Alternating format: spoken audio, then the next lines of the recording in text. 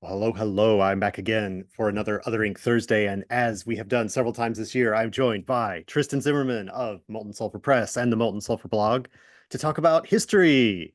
Hey, Tristan. Matt, is a great joy to be here.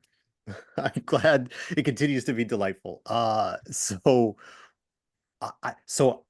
this I feel like is sort of like you've been on kind of a like a I don't even know how to describe it. It's like a you've done an Americana season on your blog. Okay, so you had like the because we've talked about the Sahel hmm and we've talked about Europe. Yeah, visitors, strange visitors from Europe. I don't know if we talked to the. I remember the post about the guy from China that came and found himself in a prison in France, and I don't remember if we talked about that on the thing or I just read about that one, but like you've had like three posts in a row about like Mississippi Valley stuff, like East Coast of the United States stuff. So, um, not that that's good or bad. It's just it's the season that Yeah, it is apparently on the blog. So we're here to talk it's about that. apparently it's America season, and part of that is that my day job is writing for an RPG called Nations and Cannons set during the American Revolution. So, uh, folks can see behind me, big stacks of library books, and like those are all American Revolution books for my day job. So like that's kind of what I'm reading right now. But neither of these things that we're gonna, no, I take that back. Of the two things we're going to talk about today, one of them is absolutely an American Revolution thing. It's adjacent to the American Revolution. I we'll talk about that. We'll talk about that. I guess we'll talk. Yes. You want to talk about that one first? You want to talk about that one second? Yeah, let's talk about that one second. Okay, okay. What do you got first? So, as usual, I'm here to talk about like cool things from real history that you can then file the serial numbers off of and drop them right into your campaign that you're already running. But the one that I'm here to talk about first is a scam to move the headwaters of the Mississippi River, uh, Which which, it, depending on the era of America, that could be so many different things. Like, because I'm yeah. thinking about how they dug the Chicago River out to change its flow, right? Chicago did this, like Mhm. there's like when you say you're going to move the headwaters of the Mississippi, like what? Okay, what does that mean? What does that mean? So, first, we should probably define some terms. Sure, What are sure. headwaters? Total tangent. One of the things that I have noticed is that most of the people I interact with um, have real difficulty like understanding how rivers work. And I don't know if this is an American thing or like a modern Westerner thing or something, but just like people really struggle with rivers, which I think is interesting. So, like for example, you have people who like it genuinely doesn't occur to them that a river could flow from south to north, Hmm. right? Like, no, all rivers flow north to south. They flow down, right? So they go down. Down the And earth. like Yeah. they've never said that out loud, so they've never had an opportunity to be like, wait a minute, but that's ridiculous. North and south are arbitrary. But like it's rattling an unexamined assumption that they made when they were five. Hmm. That Hmm. anyway, so the headwaters, right? So rivers start in one place and they flow downstream. They flow loosely downhill Yeah, downhill as water does. as water does. And as they are flowing, other streams join the river stream, and the river gets bigger and bigger and bigger. And by the time it reaches the ocean, it's potentially very big indeed. And this, of course, is the case for the largest river in North America, the Mississippi River, a lovely river. I have the great pleasure of living in Minneapolis, a city on the Mississippi, and before that, I was in St. Louis, a city on the Mississippi. The Mississippi is great, but for a long time, I Western Geo. I'll jump in and say I'm on the Ohio River, which is a tributary of the Mississippi River. Yes, So and is kind of arguably North America's other great river, or the Missouri. I'll let you and them fight over it.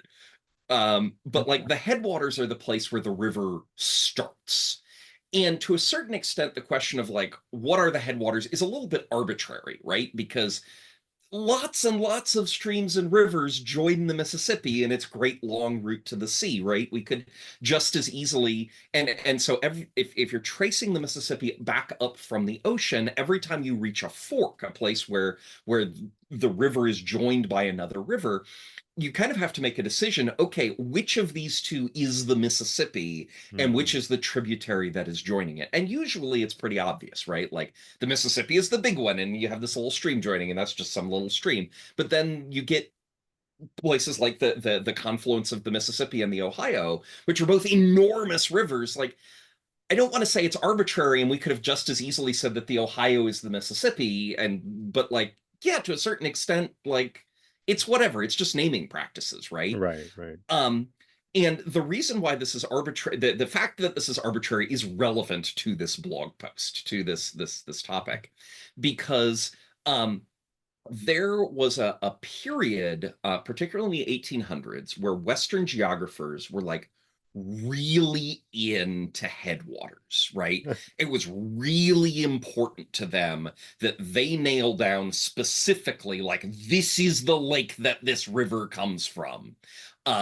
Even though like the water coming out of that lake is a fraction of 1% of all the water that ultimately reaches the sea at the mouth of the river. Like, we have traced the river back at every intersection. We have figured out which of these two delivers more water, and we're following it back and back and back, and we find the place where the river begins. um Folks were just really into that for a while. um Do you have speculations about it? Like, I know I'm cutting into your narrative more than I do usually, but like, this one is so like, is it more about like the prestige of the geographer that like I found it and I have added to human knowledge?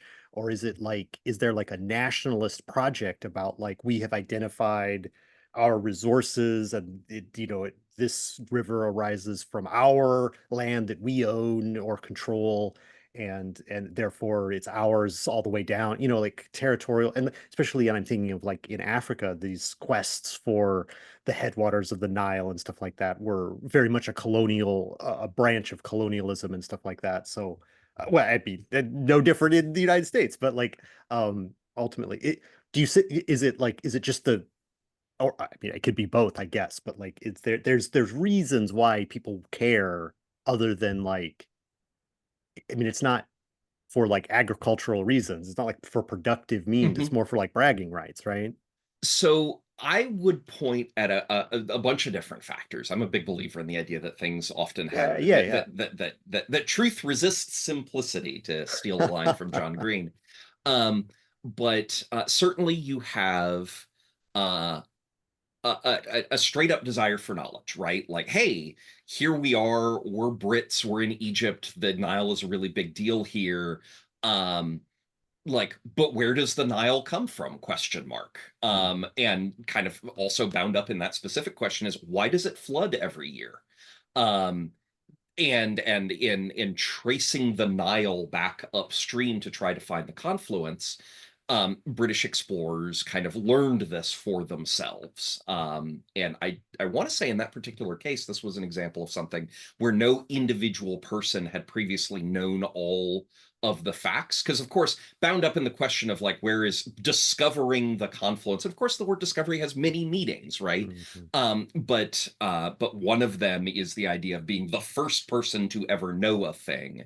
And in many of these cases, sure, this particular Western explorer is the first Westerner to ever know the thing, but like the people who live there have known this for since time out of mind.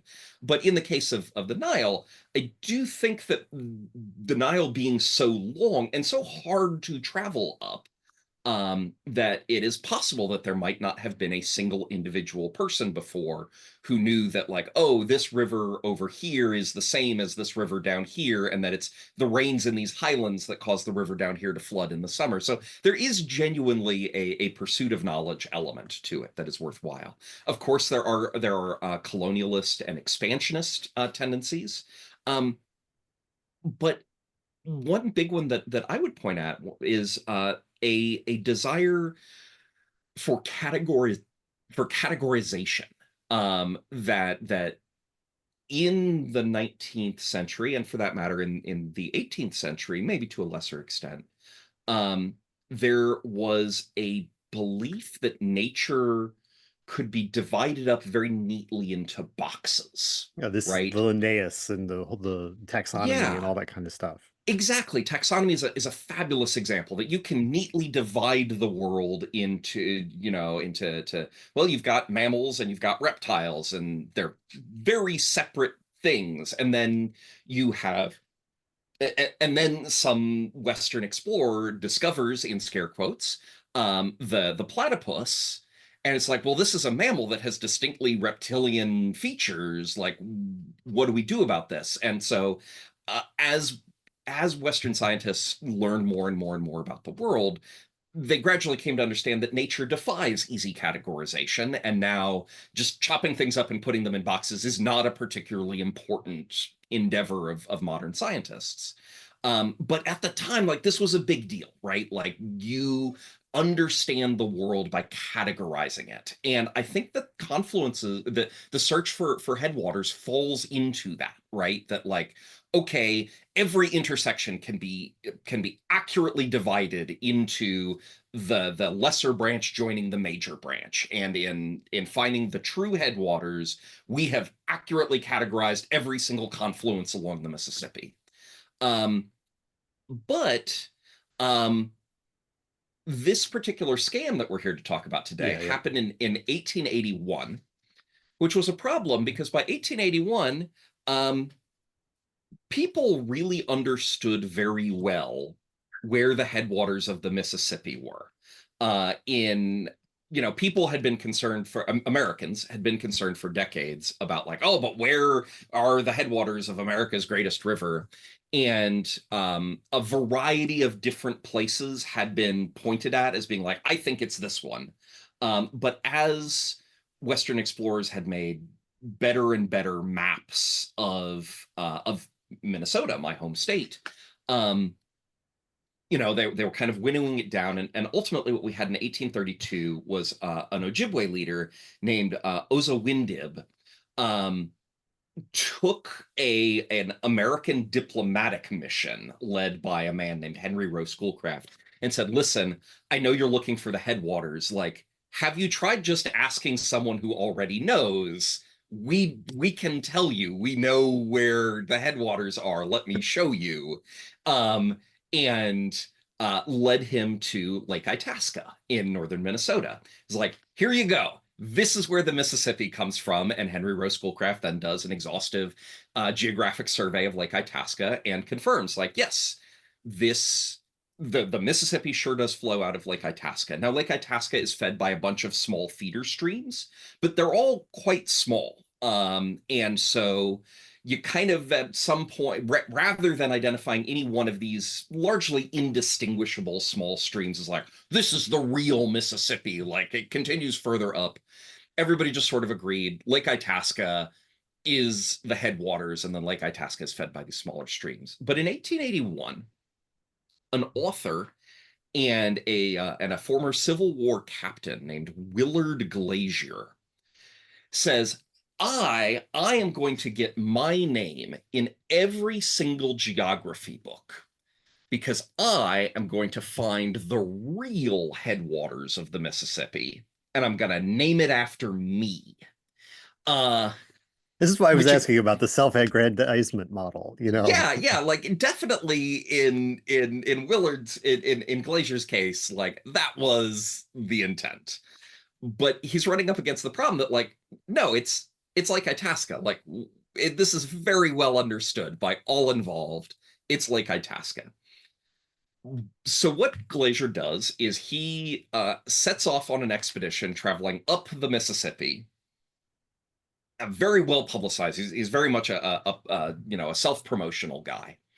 And he arrives at Lake Itasca and he gets in a canoe and he spends a whole day paddling around Lake Itasca, which sounds enormously pleasant. Lake Itasca is lovely.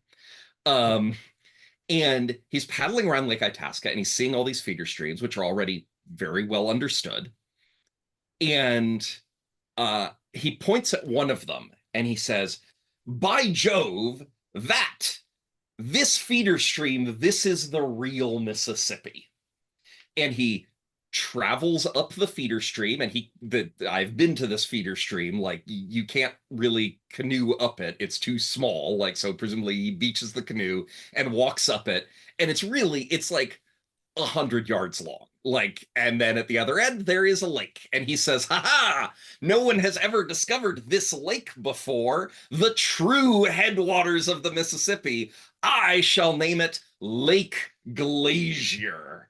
And he then proceeds to write a bunch of books about Lake Glacier, which he heroically has discovered Heroically, and of course. is the real headwaters of the Mississippi. Um, Now, this winds up attracting attention. The man, he wanted to sell a bunch of books, and he wanted to get his name in the geography textbooks, but maybe he hadn't counted. I'm sure there's like a lecture circuit was real big at this time Ooh, still, lecture circuit like was real big. I don't know about any lectures he did, though. It would have been in character for him to do them. But he put yeah. out, I don't know how you put out multiple books about the exact same thing, but people do it to even today. Well, So you're not um wrong about that. so people are paying attention to him, maybe more attention than he had intended that they pay to him, Mm. because um first off, people are noticing, wait a minute, Schoolcraft, the guy who was shown Lake Itasca, Schoolcraft wrote a book about this. And if you compare Schoolcraft's book with Glacier's book, Glacier like very clearly plagiarized large portions of his books from Whoops. Schoolcraft's book. So that's not great. Um, but then also, people start to notice, well, wait a minute. Modern maps of the area around Lake Itasca do actually show a lake kind of right where Lake Glacier is. Now, Lake Glacier, in your maps, Mr. Glacier, Lake Glacier is very big, right? Because it has to be. Otherwise, it's not the real headwaters of the Mississippi. It's just some random feeder stream. And this other lake, Elk Lake, which is located in a suspiciously identical location to Lake Glacier, is considerably smaller. But like, that's weird, right? Is it? Can we all agree that that's weird? And people are looking at Schoolcraft's original survey, which had maps and lots and lots of data. It's like, well, we're looking at Schoolcraft's survey, and admittedly, Elk Lake slash Lake Glacier does not appear on Schoolcraft's survey. Well, but we can't help but notice that Lake Itasca is kind of shaped differently in Schoolcraft's reporting, in a way that suggests that this whole Elk Lake Glacier thing, like when Schoolcraft visited, looks like this was just part of Lake Itasca. Like it was just an inlet in the lake, and then like part of the inlet silted in. Like, do you really get to claim credit for like finding part of the lake that Schoolcraft has already documented? Also, like on your maps, the feeder stream to between Lake Glacier and Lake Itasca is like really big and prominent and important and like clearly the Mississippi, but like, is that really the case? And so multiple expeditions are sent to Lake Itasca. And I say expeditions in scare quotes because like at this point, like there are lots of roads near Lake Itasca. Lake Itasca is part of like this big booming timber industry. Like this is not a daring quest for the North Pole here, in as much as Right, it right. ever was, because the Mississippi is famously very navigable, right? You can just paddle your canoe up it. But people are going to Lake Itasca, and some of these people are being sent by the New York publishing houses because Glacier's making a lot of money. But is he accurate? Like, are they going to get sued? This is relevant to their financial interests. Sure. The State of Minnesota Historical Society is sending expeditions to Lake Itasca to investigate Glacier's claims, because Glacier is poo-pooing these lauded figures like Schoolcraft that the historical society is at this point, putting on these giant pedestals of being the coolest dudes, and Glacier's trying to tear them down. And all these expeditions are finding the exact same thing, which is like, no, there's like 5 feeder streams into Lake Itasca. They're all small. They're all pretty interchangeable. Lake Glacier is Elk Lake. Like this is all just a big invention. Um, Now, is but there any possibility that he wasn't faking it? Right. I mean, the fact that he plagiarized the other guy's book, it seems like, okay, no, he was just trying to make a name for himself. But like if you go and you observe one thing and then 50 years later somebody goes and observes a different condition, like can we give him just a little bit of like you know, mercy benefit of the or like doubt, benefit of the doubt, or is this no benefit of the doubt because you said the map was already there, he's superimposing uh yeah, on the old he map. he's definitely, so his claims of like the size of Lake Glacier are definitely fraudulent, right? There's no way that you can go to Elk Lake and be like, ah, yes, this lake is definitely almost the size of Lake Itasca, right? Like that's just clearly fraudulent. And again, like I have visited these sites. They are beautiful. I would encourage it to anyone. Visit Lake Itasca State Park. Spend a beautiful day in the woods and lakes of northern Minnesota. We would be delighted to take your tourist dollars. Um, and like you can't visit this creek, Chambers Creek, it's called.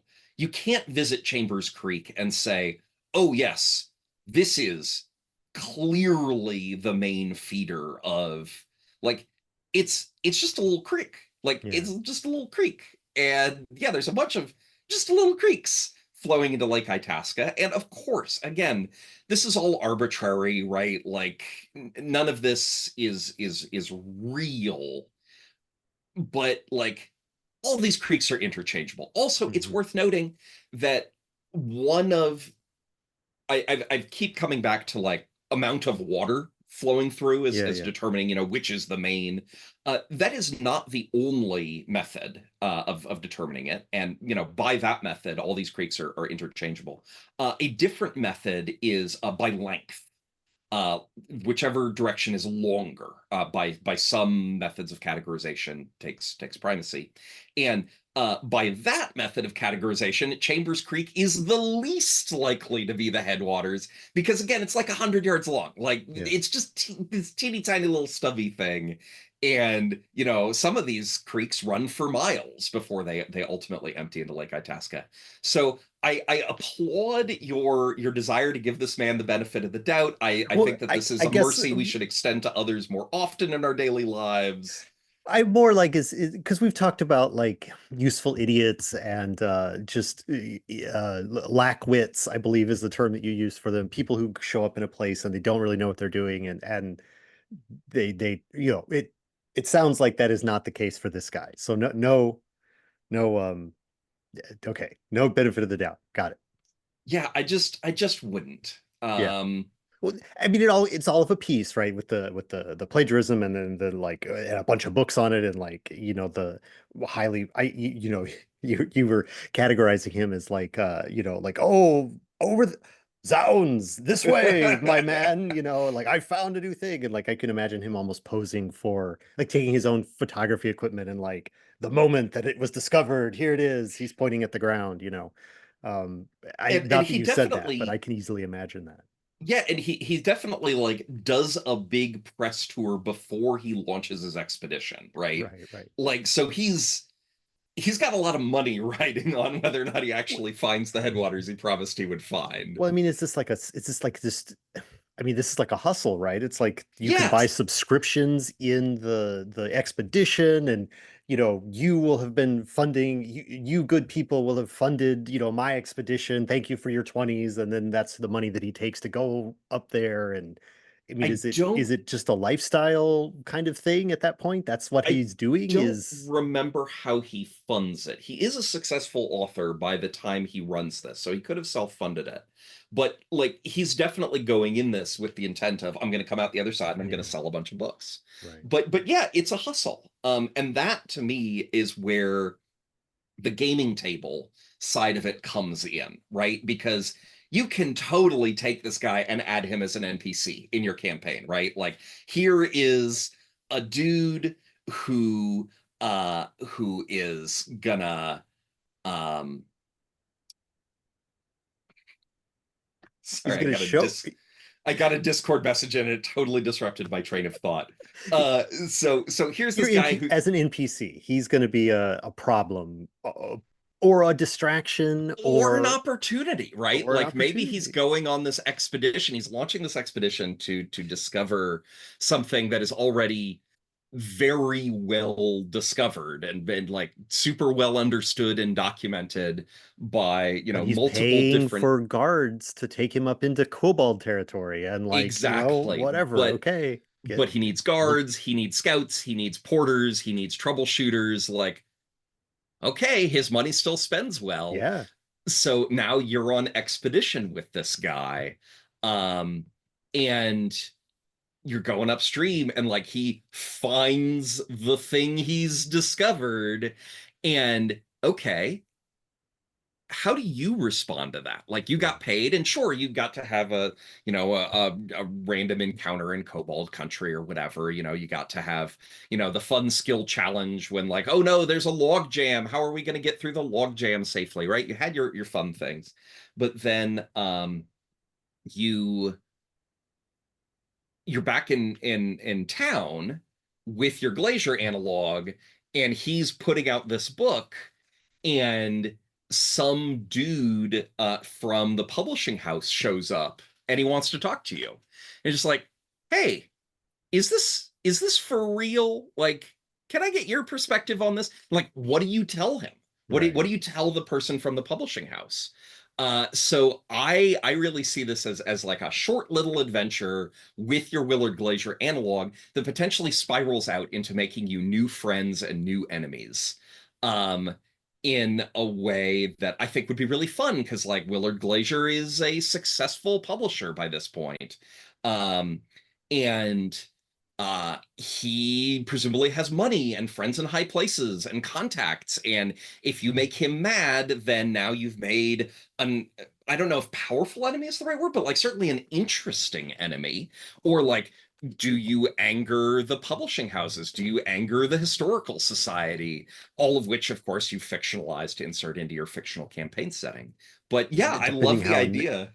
and like depending on how nasty your world is, right? Like you've got the historical society of you know Gaxamar 4, like they are like they employ assassins to keep the history accurate, like Yes. you've got like you don't want to if that's your fictional setting, then like you've made some very powerful enemies indeed potentially.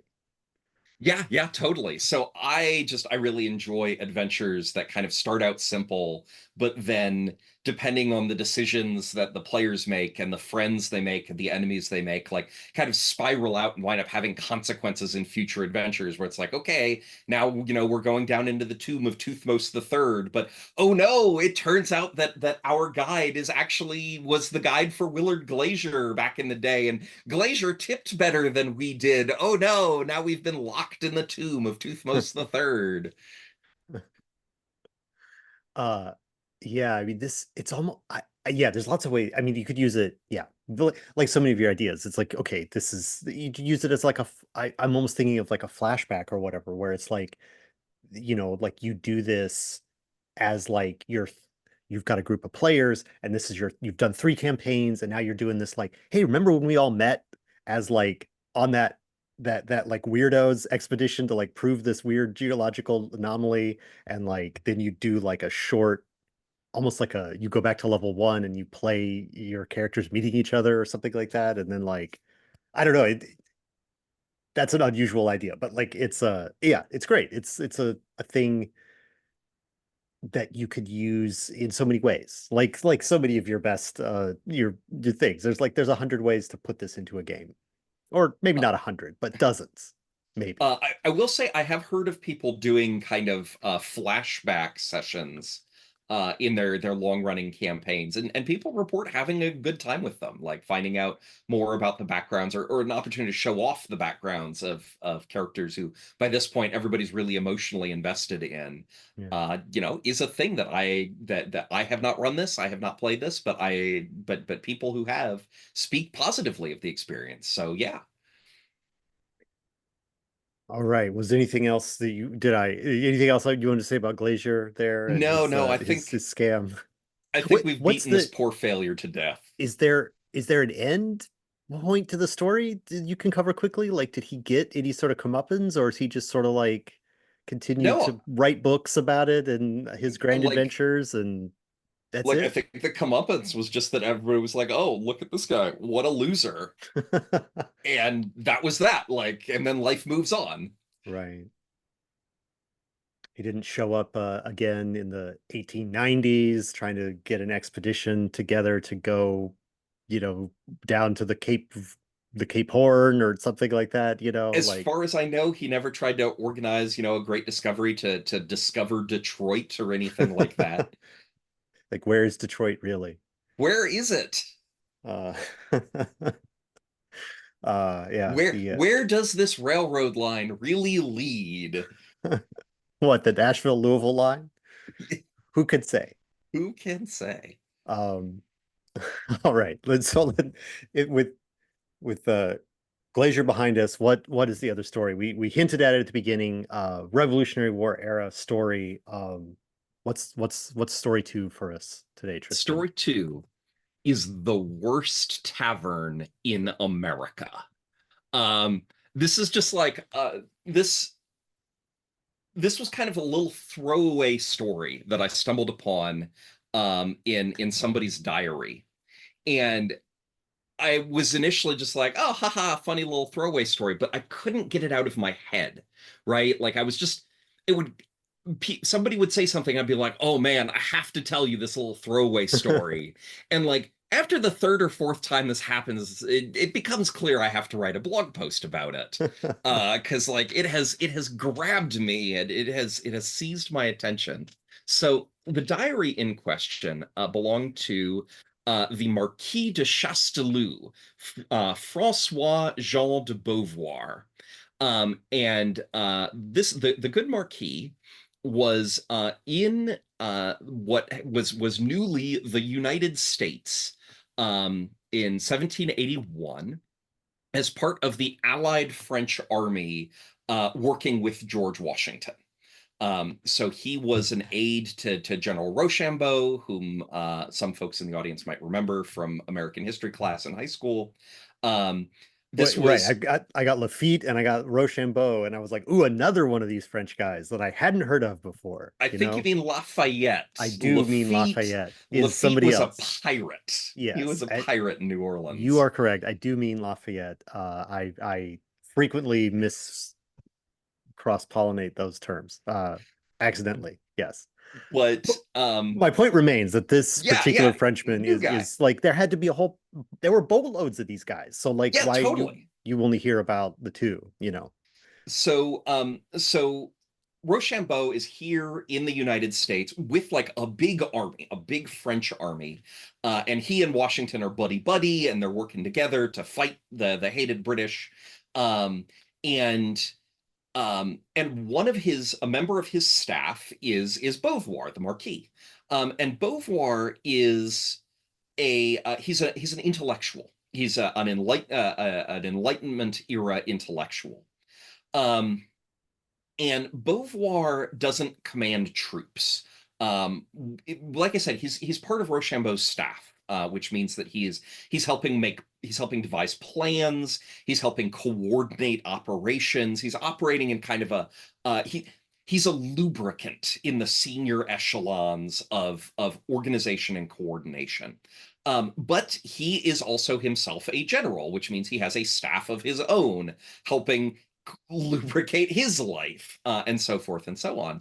But come late 1781, um, the Allied army captures this big British army under Cornwallis at the Battle of Yorktown. They capture this British army, and it becomes immediately plain, kind of to everyone involved, that primary hostilities are over. Now, the war is not going to formally end for 2 more years when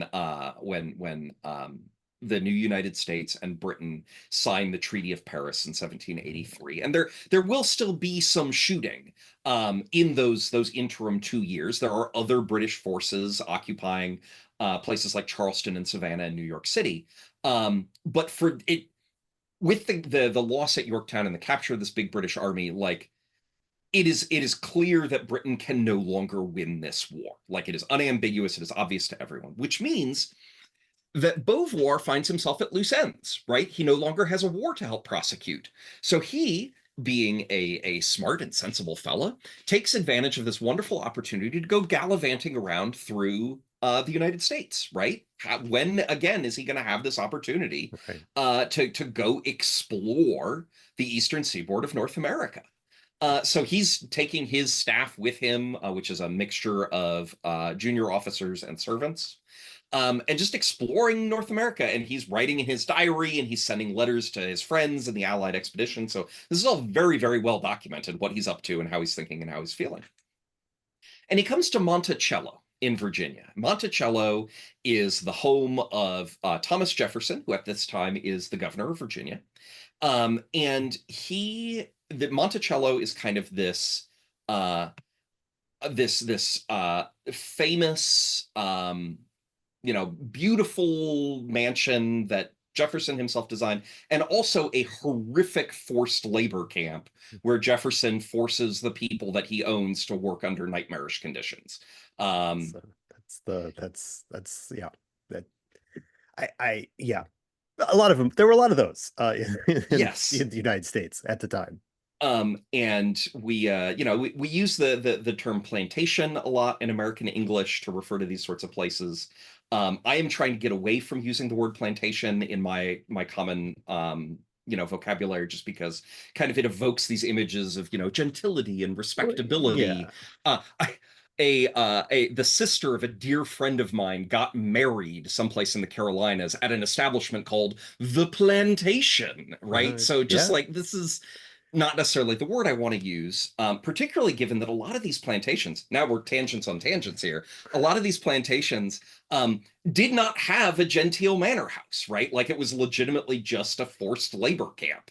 Right. The ones Because that are, the genteel manor house in whatever condition it is in is more likely to have survived and be something that people want to go see and exactly. able to host weddings and stuff like that. So like that is sort of I don't know, it skews the memory of the places, right? Exactly. Or like if you're Henry Lawrence living in Charleston, like, yeah, you have a major interest in a bunch of plantations that you co-own, but you don't live on any of them. You Yeah. live in Charleston. So they don't need a big fancy manor house. Like it's just a labor camp. Anyway, so Beauvoir shows up at Monticello and he and Jefferson immediately become best friends. Like these two love each other. They are because they're both Enlightenment era intellectuals. They find they have Right. so much in common, and like, oh my God, Beauvoir's diaries just gush over Jefferson and how wonderful the conversation is, and how what fast of friends they are, and how great it is. Oh, they have a wonderful time. But eventually, it comes time Beauvoir is gonna move on in his continued adventures, and his next destination is a place in Virginia called the Natural Bridge. And the Natural Bridge is a place where a stream in the mountains has eaten its way through a mountain, basically. And so what you wind up having is this big arch of stone over a stream. And it's really dramatic and it's really beautiful. And even at the time, it was recognized as, kind of one of these great wonders of North America. And interestingly, Thomas Jefferson at the time owned the Natural Bridge. TJ thought the bridge was so cool that he went out and bought the land that the bridge was on, which was a day or two's ride from his house. Sounds very landed gentry kind of thing to do. Totally. Well, TJ was landed gentry straight up. And so when he learns that that's where Beauvoir is going, he's like, "Oh my God, that's so exciting, my friend! I'm so delighted that you are going to visit this wonderful place. Let me give you some advice. There is a tavern along the way to Natural Bridge that is my favorite tavern. You have to stop there. Me, Thomas Jefferson, Right. famous intellectual and writer and fancy boy, like says you have to stop at this tavern." So of course Beauvoir stops at the tavern. And it is the worst tavern in America. So he shows up. He's got his staff with him. He's got these junior officers, he's got servants. And he shows up and finds, they walk in, and there's basically no furniture in the tavern. There's not really any place for people to sit other than the floor. There's not really any place for them to dine on except the floor. There's kind of one big bed over in the corner there, which the proprietor, Mrs. Tease, sleeps in along with some of her family, which was not uncommon in colonial America that families would share a bed. Um, and so, okay, this is already not a great sign. The tavern with no furniture. And it quickly becomes apparent as they are, ordering dinner, that this is a tavern with one bowl.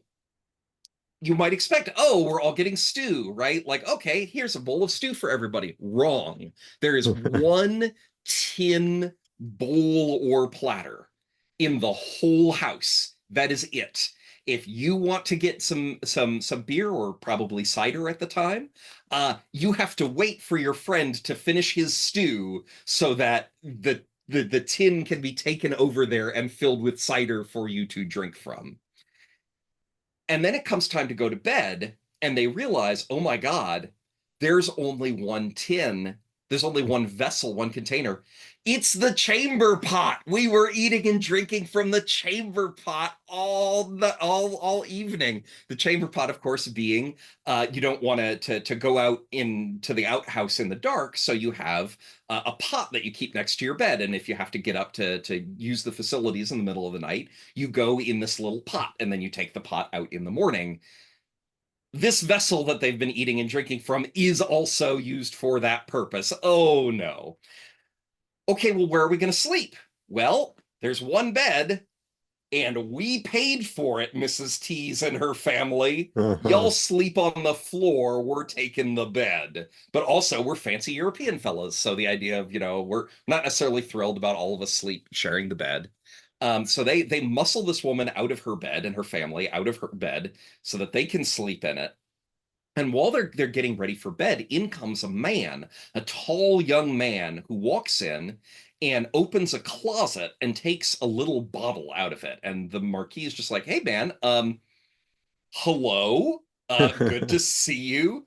What's the bottle for?" And the young man, presumably a member of Mrs. Tease's family who sleeps in this bed that the Marquis is about to sleep in, just like, "Oh, I don't take it for much. Just a little itch." And that's what he says, presumably in English, though that's a translation from what the Marquis wrote down in French. Um,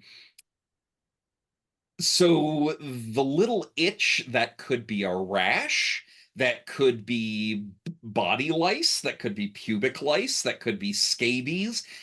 It's clearly not something that you want to be sleeping in the same bed that this person slept in. But by God, the Marquis, he's going to get the best night's sleep he can. He brought his own sheets. So he swaps out the sheets, and hopefully that's enough to keep whatever this guy, who could just be lying, right? Like this guy could just be like, "Oh my God, I can't believe I don't get to sleep in the bed tonight. I know what I'm going to do. I'm going to kick these guys out of the bed by saying I have some horrible itch." Um, and But still, it indicates like sort of this is a situation an unenviable situation for most travelers, Yes. is on any level. So when the party gets up in the morning, somehow they're all still alive. They haven't been murdered in their sleep, which honestly I would count as a win at this point if I were them. They decide not to breakfast at this establishment, and instead push off down the road, hoping desperately to find another inn between where they are and the natural bridge where they can eat some real food, like bathe, do something, get the worst inn in America kind of off themselves. But remember, they went to this absolutely terrible place because Thomas Jefferson told them, "This is my favorite tavern. You Hmm. have to stop there." Which raises all kinds of questions for me. Yeah, yeah. Was TJ pranking them? Did the Marquis misunderstand his relationship? Did Thomas Jefferson actually despise the Marquis and just the Marquis thought they were friends? I haven't checked Thomas Jefferson's diary. Maybe that could give us an answer one way or another. Sure. I'm Um, reminded of like throughout your post, I'm reminded of like I'm about to say Lafitte again. Lafayette and Washington had this very similar sort of like Lafayette loved Washington, and Washington's like, oh yes, yes, dear boy. And he's like, oh, he called me dear boy, and it's like it's so maybe that was just how the Francophile European colonists of and French people actually interacted. Like maybe this was a common sort of thing, like this I don't know. I haven't read as many of the diaries as you have, so I don't know. so my favorite of the various hypotheses for why this might be, there's two favorites of mine. Number one, that this was a prank. That Jefferson was pranking his good friend, and like eventually his good friend would circle back around, and Jefferson would be like, "No, you stopped! Oh, I got you." Um, and option number two is Is he no. that fun though? Like he doesn't seem like that kind of a fun guy. Like I said, I haven't read Jefferson's diaries. I don't know. Option number two, it legitimately was Jefferson's favorite tavern. That for some reason Jefferson rolled into this tavern and was like, "Oh, so authentic. This is the real America. Yes, no, please serve me from your one dish." Um, and like I can't rule that out as a possibility. Right.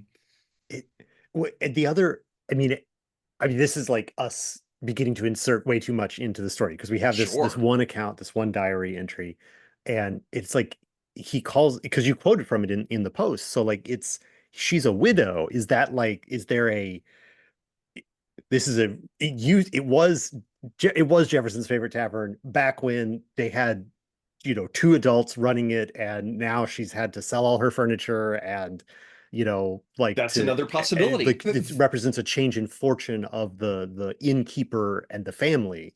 If I'm remembering right, Jefferson, I think the Marquis quotes Jefferson as saying, "You must stop in Mrs. Tease's tavern." Hmm. If I'm remembering that right, which I could very easily not be, Yeah, then that yeah, I would don't have it in suggest front of that me either right that at the moment. she was a widow at the All time. right. Well, I mean, I'm just trying again. This is me Yeah, yeah, inserting stuff. There's sure. possibilities. Like it's much simpler to be like Jefferson is having a laugh, or he was really into this because he is. I think you read a lot of the sort of like the idealized rusticness of the hard scrabble, American type or whatever is the sort of thing that Jefferson would really be interested in. Um, Yeah, could be. Wild, wild. But the question then is, how do you use that in your games, right? Right, of course, of course. And for me, like, yeah, man, it's the worst tavern. Like, you just take it from the backwoods of Virginia and drop it into your campaign setting, and like, oh, excellent, we roll into the tavern. Oh no, this tavern is bad. Or they can't Um, all be good. but there's a bunch of things you can do with a tavern this bad, right? So, the in modern day, if you, the listener at home, have ever strolled into a restaurant in a place that you're unfamiliar with, right, where you don't know the restaurants that you like and don't like, and you've just strolled into a restaurant and there's no one there, right? There's no other there's nobody being served, and there's one person behind the bar, right? There's one person who is serving as bartender and waiter and cook. and they give you the stink eye when you walk in, and they then proceed to give you the worst experience that you've ever had, right? The food is bad, the service is bad. Um, that's a money laundering operation, right? Like this is a not uncommon state of affairs, and that's just it's a money laundering operation. Restaurants historically work, and I imagine this has to be as the world goes increasingly to plastic and away from cash. This has to be less and less of a thing, but it used to be very much a thing that restaurants were a cash operation, so it was very easy to cook the books. And you could just tell the IRS, like, oh, yeah, no, we're serving thousands of meals a day. Um, that's why we have so much revenue. And in fact, that revenue is coming from some, drug smuggling operation or whatever that just hands the money to the restaurant in fat stacks of cash. The restaurant claims that it's revenue from patrons, and thereby it's now reported as taxable income to the IRS. The restaurant keeps a certain percentage of it and hands the rest of the money back to the drug smugglers. Standard money laundering stuff.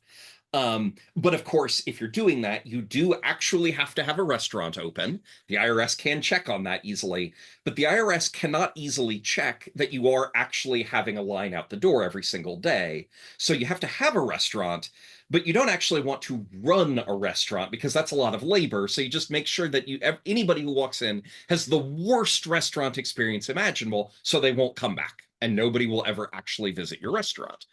So like I don't think this was happening because there wasn't an IRS in 1781, Right, yeah. but like if you're dropping this into your campaign, like one of the explanations for why this tavern is so awful is that it is a money laundering operation. Um and or some other kind of operation where it is beneficial to Mrs. T's to um to technically be operating an inn or a tavern, but not have to go through all the work of operating an inn or a tavern. Like, for example, maybe it is the headquarters of a cult. The fact that it's an inn means it's not weird that weird strangers from outside pop in now and again. Sure, sure. Or maybe this strange tease family with their scabies and their one pot, like maybe they're cannibals. They don't actually care about running a tavern. They just want to have a tavern so that every once in a blue moon, a stranger will pop in and they can eat him. But the marquee, of course, is too large a group for them to overpower and eat, so they just get the worst experience possible and are sent on their way. Which, if that's what's going on, which it definitely isn't, but if that's what's going on, like Thomas Jefferson narrowly escaped being eaten by cannibals. Oh no. Yeah, that things would have American history might have turned out differently if that had happened. Uh, Um, depends oh, depending on when he was eaten by cannibals. yes. Another possibility, it could be a safe house for spies. Again, sticking with the you have to have a reason for weird outsiders to pop in, but you Yeah. don't actually want to go through all the effort of running a real tavern. I mean, But it seems like the fact that this is out, I mean, you referred to it as the backwoods, but it's like it's on the way to a natural phenomenon. I assume that has to have like mountains in it. So you're talking about maybe approaching the Appalachians. mhm, Like that's pretty far from like the coastal city where there were a lot of people at, mhm. especially in 1780s. um so like it's an inn. Is this inn anywhere near where any of these things are even possible, right? Like, like you're talking about moving it from its original setting, but Mhm. yeah, so I guess it doesn't matter because you're not keeping it there, but I think it just has to be a bad inn in the original context, right? Because it Well, wasn't having spies or, you know, smuggling operations because it was in the middle of nowhere, right? yes, there's always the room for it to have been like, haha, this is where loyalist spies can pop in and drop off their messages for British higher headquarters or whatever. Like that's not impossible, but I am just in my life a big fan of the adage to never assume malice when incompetence will do. If somebody has been bad to you, like, yeah, it is possible that they're just a cruel and wicked person who desired to cause you harm, but 9 times out of 10, like, no, man, they screwed up. Mm. um and like that's just part of being human. All right. So putting it back in the setting, what are some other ways to use the setting? Like the idea that you are under threat. Like, because you talked about like, I mean, the tavern, especially in your heroic fantasy type settings, the meeting at the tavern, the going to the tavern, all of those things are very like it's almost like a joke at this point. It's so common to throw those elements in. And I've listened to a lot of actual plays. I've been in games. I mean, people do use a tavern well. Hmm. Like I mean, I'm thinking about the I was looking at some Lord of the Rings stuff earlier today, and there's like Lord of the Rings. The under the it's not the The the prancing the pony. prancing pony. Thank you. I kept thinking of Underhill, which is not where he is, but that Strider is there under his pseudonym, and there's it's a very, I mean, that's where, It's a trope for a reason. right, it's a It is a trope trope for, that has stuck around because it works. well, and it harkens back to the ye olden days when like inn and tavern and like travelers on the road, and but it's like also a public house because there's only one big barrel of beer made in the village, and all the people come and drink it at the end of the day. It's there's this mixing of people, and so there's a reason why it's useful to put a tavern into a thing. um but it can just as easily be sort of like it's like, okay, this is a cutscene and I'm going to go to sleep in the corner while you guys have fun pretending to like wheedle some, barmaids out of the best soup in the house or whatever. Like, like it's almost treated like a joke scene almost always. It can be rather Hmm. than a useful place to meet and do business or get the information. It can be sort of this like, you know, and then this is a long-winded setup for like you talking about like knowing your players, and I think you have some stuff to say about knowing your players and how they'll respond to you offering them a tavern situation. Yeah. um So all of the like weird stuff that I was offering up, oh, it's spies, it's cannibals, it's a cult, it's what it's, the mob, whatever. All of that is, of course, an opportunity for adventure, right? Like the players get to the tavern, like this tavern is weird. Why is it weird? Let's poke our noses in where it doesn't belong. Ah, now we're in trouble. Like, great, trouble is where the story lives, right? Now we're having a good time. But if you do that, with regards to knowing your players, um, if your players are accustomed to thinking of the tavern as the place of safety, the place of refuge, right, where the goblins cannot threaten you, this is part of the social contract that like you can let your guard down in the tavern. And then the tavern is a spy safe house, and like, oh no, the cannibals, they tried to eat us in the middle of the night. You have broken your social contract, and your players will remember that going forward, and it will change their behavior. Um, and this is, I'll give you two examples: one of kind of breaking a social contract, and the other of no social contract in the first place.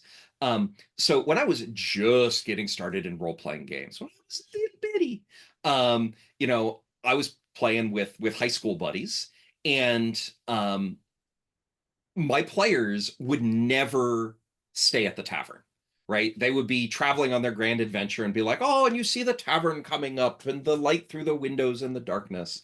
And they would just be like, yeah, but like, it's one silver piece for a bed in the tavern. Like, we're sleeping in the woods. Like, are you sure it's pretty rainy out in the woods? Like, no, we're sleeping in the woods. We got to save our silver piece. Like, oh, okay. Tangent on that, I saw a Rob Donahue just said some really interesting stuff on Blue Sky about a really interesting metric for a really interesting way to gauge role playing games is in any particular rule set, how easy is it for your character to quit smoking, right? hmm. Because in like D&D or whatever, it's really easy. You just say, my character no longer smokes, right? There's no rules for smoking.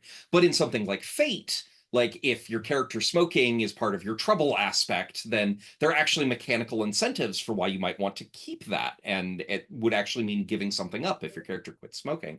Um, but the so it was very easy for my players to say, um, oh, of course, we'll just sleep out in the rain. And if I had dropped this sort of thing on my players after like coaxing and wheedling them and like, no, oh no, it's so cold out there. You really are like, oh, you're gonna have to, uh, whatever the third edition, because it was third edition D&D at the time, whatever the third edition version of exhaustion was, if you sleep out in the woods, Yeah, yeah, yeah. and then I spring this on them, then like from then on, every single time, if I had done that, every single time I like tried to wheedle them to get them to where the adventure was, they would fight back. Because the last time they went along with this, I screwed them. And, Right, we were all high schoolers, so they wouldn't have necessarily seen it as like, no, Tristan got us to where the fun was. right. Um, but then another example, I have a couple of times um, had my players like get really involved in like a village out in or a town out in the wilderness. Gotten them emotionally invested and oh, we've got all these recurring characters and all your characters really tied to the village. And one time, um, I had bad guys attack while the players were away and burn down the village and killed all the NPCs. And it was fine. It was Dark Sun. So like bad things are supposed to happen. Yeah, Dark But Sun's a gruesome setting. but you better believe the next time I rolled out a, like, oh, and like we'll get you involved in this village plot in a different campaign, my players were like, yeah, but we put a lot of emotional investment into the last one, and like you screwed us. So what's up with that? And we had to have a conversation about like, nope, Yeah, I promise, like if anything bad happens to this village, your characters will be there and have an opportunity to stop it. And so all of this to bring it back around to the tavern, you have to know your players. Because if they see the tavern as a place of refuge, and then you say, aha, but this tavern is a place of danger and adventure, are your players going to say, oh boy, danger and adventure, this is the that's whole reason why I show up to game night? right, right. Or are they going to feel betrayed? And Yeah, if they're going to feel betrayed, then either you need to have a conversation about, like, hey, this is a one off. Like, don't worry, I'm not going to do this. This is not going to be a recurring thing. Or you're going to have to live with the fact that your players are just going to treat taverns differently from now on. yeah, And, this old standby of like, oh, trying to wheedle the barmaid out of the best soup while you, the GM, are furiously figuring out, what you're going to do with the rest of the session because the players threw you a curveball.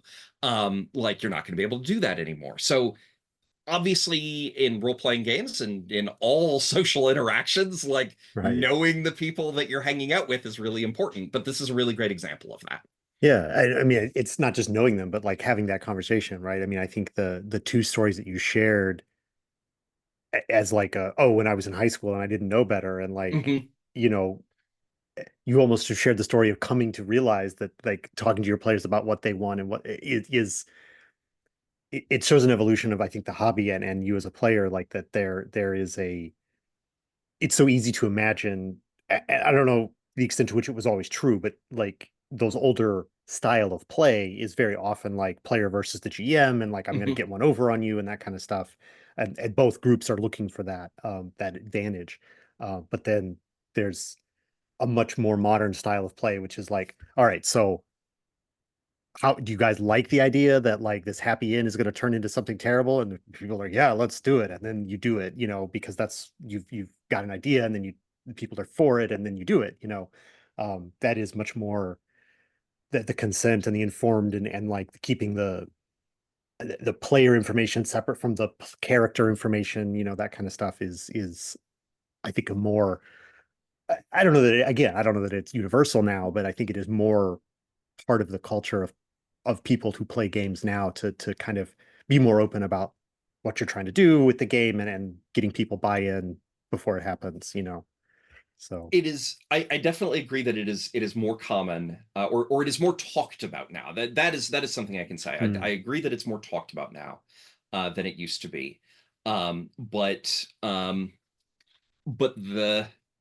the fact remains that Dungeons and Dragons in particular lends itself very well to an adversarial style of play, and Dungeons and Dragons remains the gateway to the hobby. So it's a, I'm not in it's a big any old way, door. It's a big old door to the hobby for yeah. sure.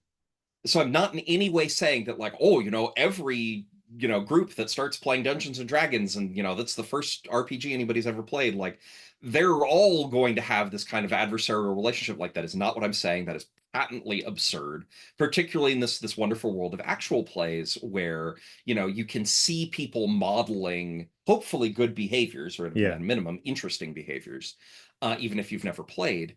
But the rules do the rules of the gateway drug do kind of incentivize that sort of play. So I would not be surprised to learn um, that perhaps a majority of tables out there on any given week, right? A majority of RPG tables are just like, hey, the GM shows up with this brilliant idea, and everybody else is just there along for the ride because there aren't necessarily rules baked in for um, getting your players involved in kind of collaboratively shaping what the next few sessions are going to look like. Yeah. Yeah, just more. I mean, this is a term that I learned this year. The culture of play as a term I hadn't really acknowledged. If I'd heard it before, I don't really. It didn't go into my brain. But now I'm seeing it and talking about it because I heard it earlier this year, and that there's so much more that almost more that we learn from culture than from the rule books. Which is that's now we're way off of our original remit, but I think it's been an interesting few minutes talking about this. So Well, and if I can just share one yeah. quick story about culture of play, this is something that wound up becoming really apparent for me a few years ago. So um, I had been playing for years and years and years with the same group of people, right? And not like identically the same group of people, but like if you draw a circle around 10 people, like some subset of 6 of them was always, Yeah. in a group with me for years and years and years and years. And then I started branching out into other groups, and I'm still absolutely playing with those people because they're wonderful and I love them. But I'm, increasingly playing with other groups and other kinds of people.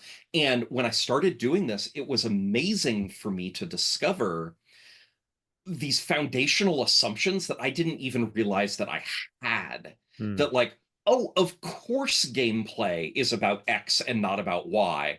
And then I sit down at the table and everybody's doing Y, and they're having a great time Yeah. doing Yeah. Y. And it's like, oh man, if I ever tried to do Y at my last table, like, A, I wouldn't be particularly interested in it. And B, my players would start complaining. Tristan, we're here for X. Why are you doing Y? Right. And like playing with some other groups was just like, oh wow. And critically, not only did I not realize I had these foundational assumptions, the other groups I was playing with didn't realize that they had those foundational Yeah. Yeah. assumptions. Of Where I course. would raise like, hey, we're doing a lot of Y, and they're like, well, of course it is. It's weekly game night. Um, Right. Right. Yeah. That's of course it is. It's weekly game night. Yeah. That is really you get and anything like it can be those X and Y. Like whatever it is. Yeah. Fascinating.